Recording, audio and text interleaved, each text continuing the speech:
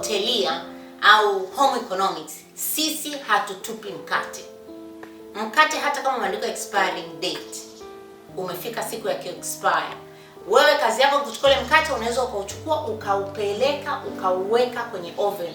Ukiweka kwenye oven kama huu hapa, tumeukatakata na ni mkate aina zote, mkate wa aina yote tumekatakata, tumepata vipande virefu vya namna hii, ambavyo hivi unaweza ukavitumia kwenye salad au ukavitumia kwenye supu au ukavinywea chai.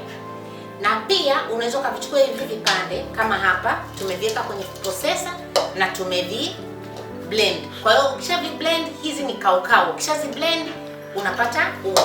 Kama huna food processor, twanga mkate kaukau kwenye kinu, na hapa unapata matokeo.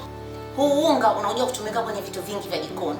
Msione ile wanakuambia sio kuna chicken KFC, wanatumia unga wa mkate, wanachanganya na unga wa kawaida, wanaweka na viungo wanavyovijua wao vya kwao, recipe yao, alafu wanavichanganya pamoja, wanavikaanga kwenye mafuta, tunapata ile chicken KFC.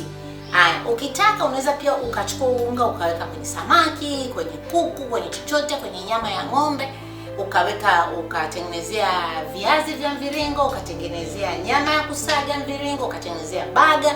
Yani ni unga wa muhimu sana kwenye matumizi ya nyumbani.